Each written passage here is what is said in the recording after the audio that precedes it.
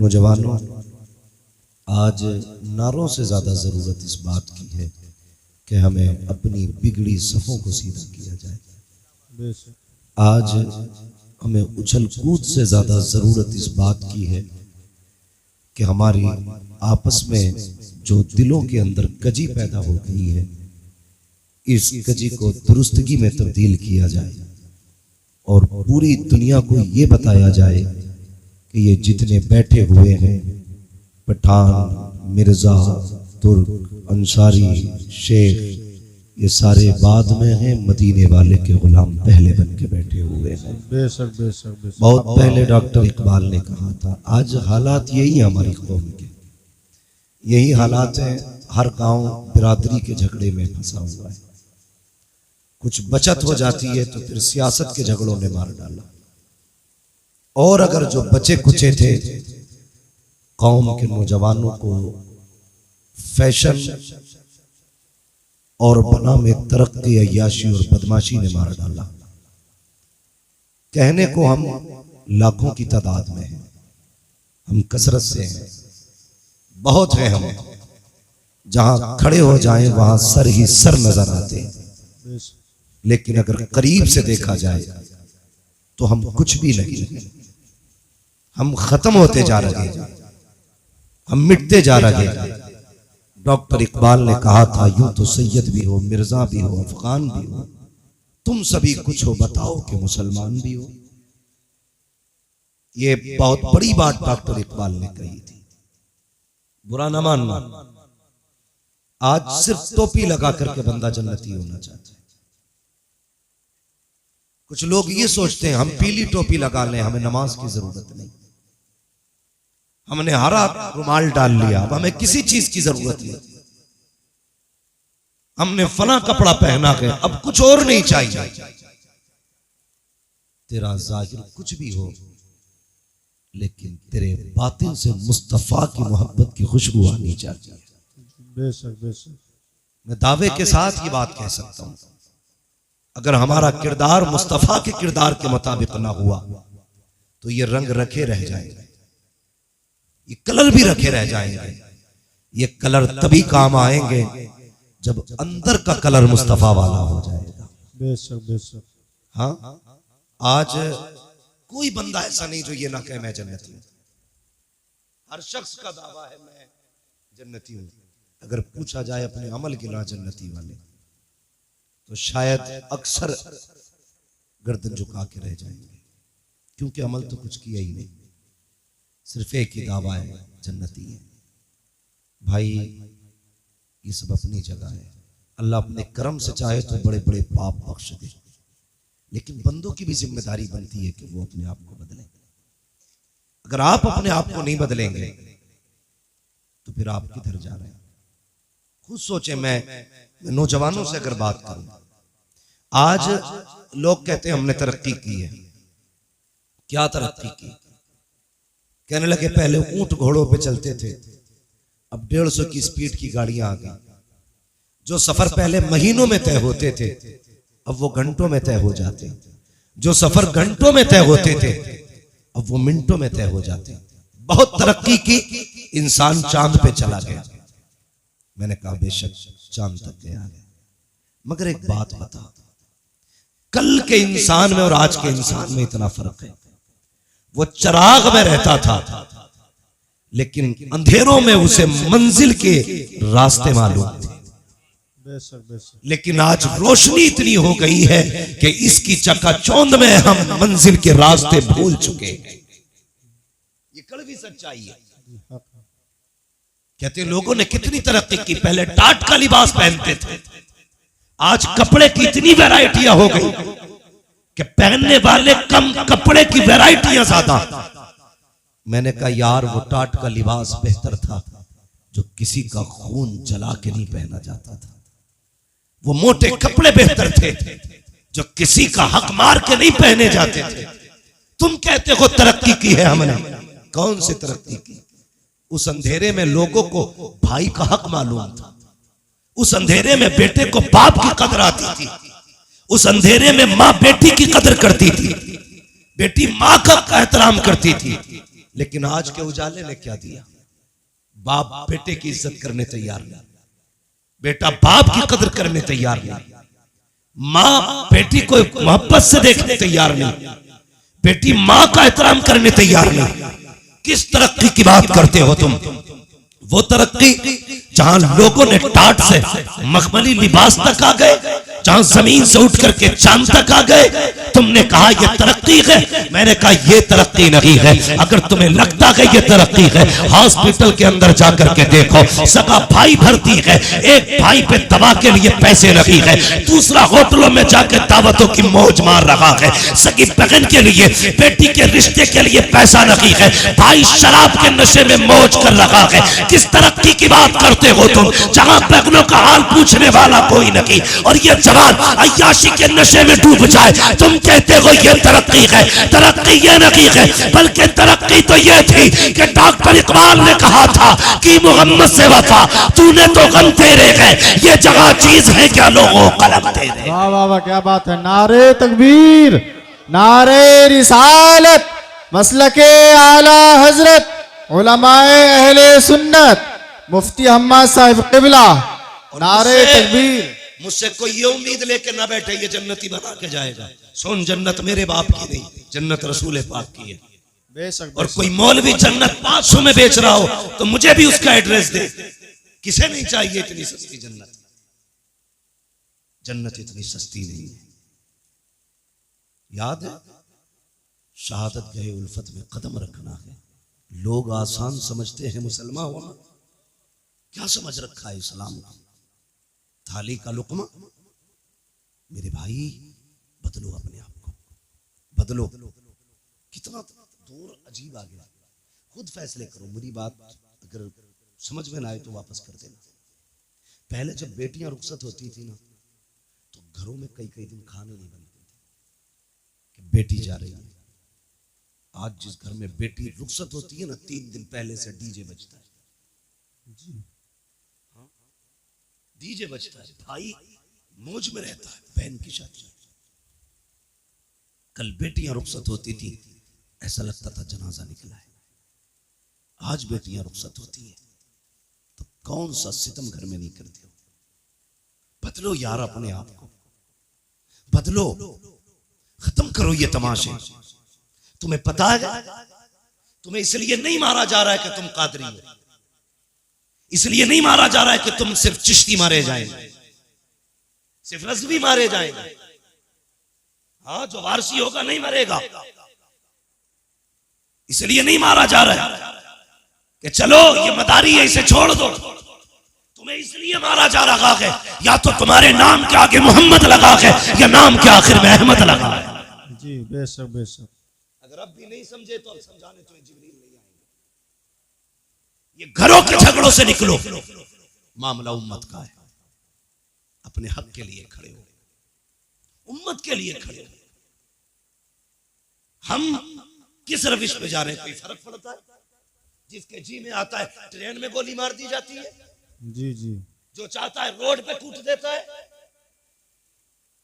दाढ़ी वाला देखा जहां चाहा मार लिया गया। ये उम्मत इतनी लावारिस हो गई कि जो जहां चाहे हाथ उठा दे। हुजूर ने तुम्हें कलमे की रस्सी दी थी, पकड़ी तुमने? हम तो ये सोचते आज इनके घर में आग लगी है, वाह मौलवी का घर चल रहा, मेरा बचा है। कल आकिल के घर को आग लगे, ये आकिल का घर चल रहा है, मेरा बचा है। अगर यही सोच रहे हो तो इंतजार करना, एक दिन ये आग तेरे घर तक भी आएगी। जी बेशक, तुम्हारे घर तक भी आएगी। खुदा के वास्ते मुसलमान हो जाओ, सच्चे पक्के मुसलमान हो जाओ। एक दूसरे के लिए जीना सीखो, एक दूसरे के लिए मरना सीखो। सारे रिश्ते अपनी जगह है, हुजूर की गुलामी का रिश्ता अपनी जगह।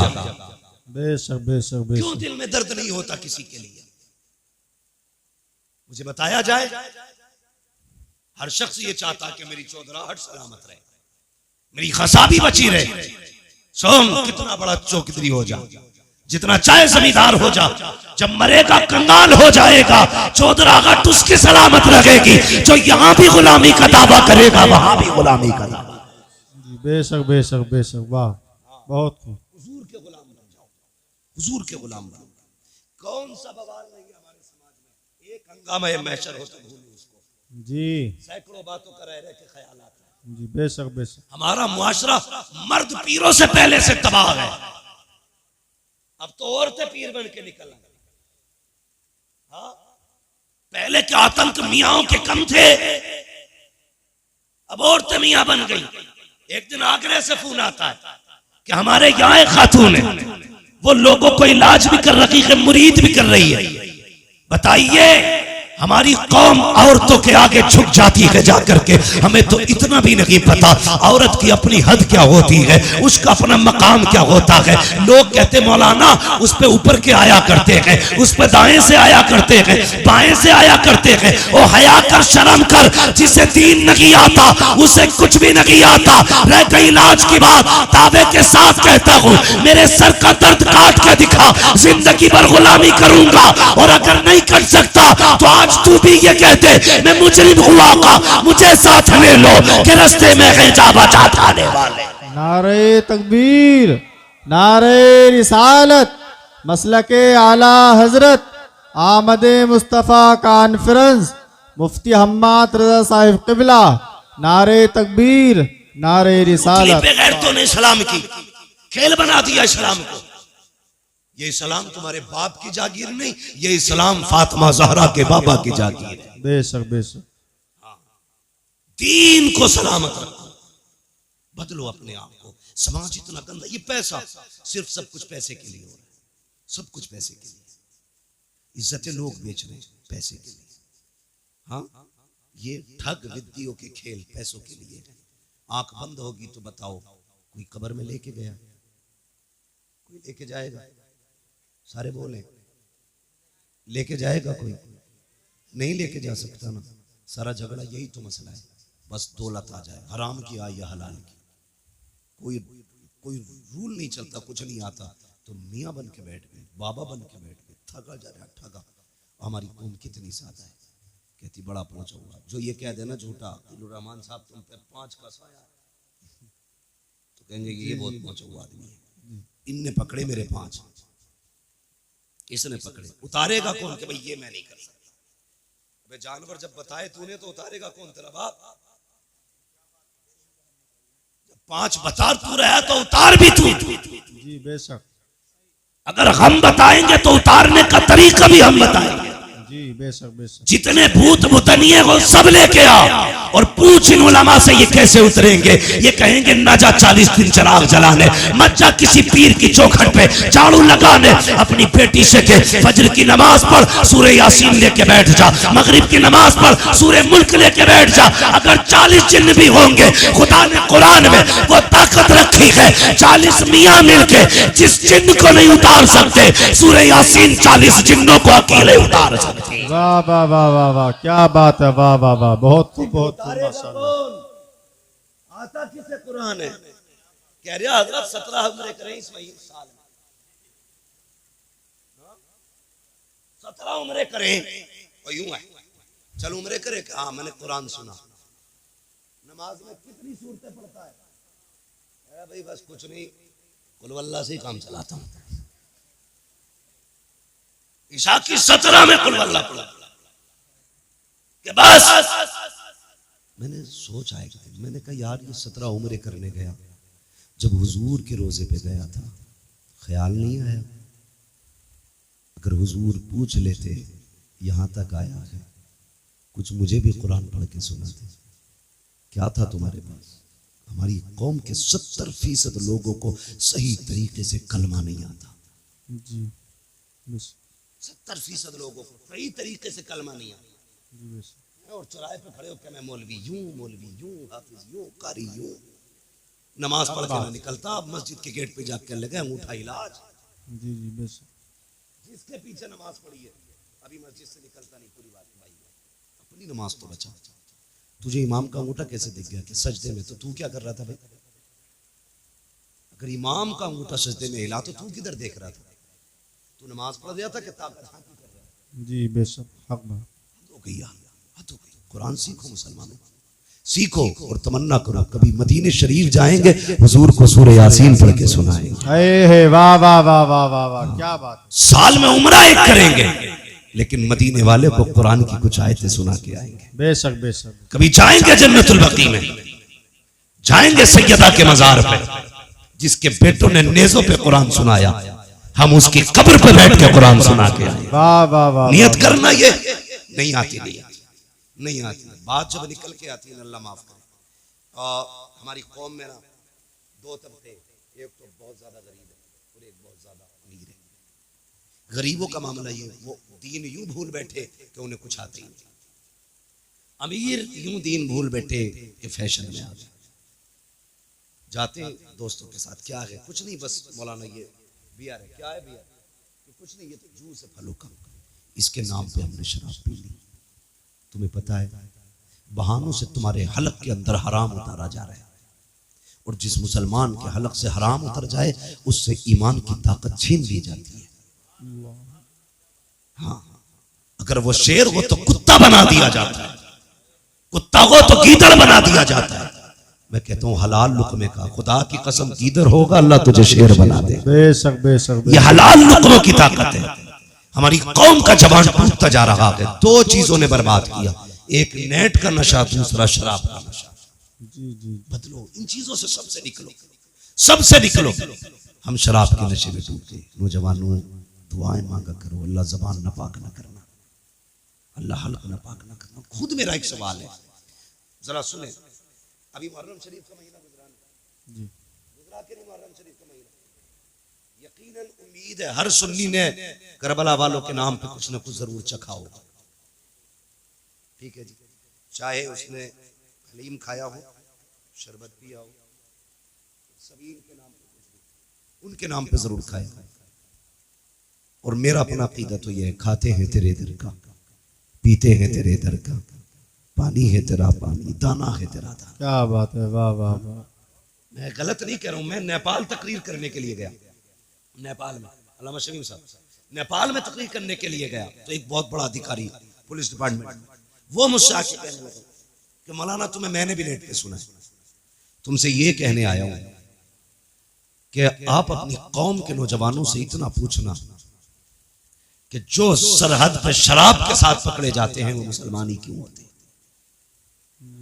ये सोचने वाली बात है कि जो सरहदों पे शराब और नशे के साथ पकड़े जाते हैं वो मुसलमान ही क्यों होते हैं। इन्हें बताना तुम्हारे दीन में शराब कितना बुरा पाप है।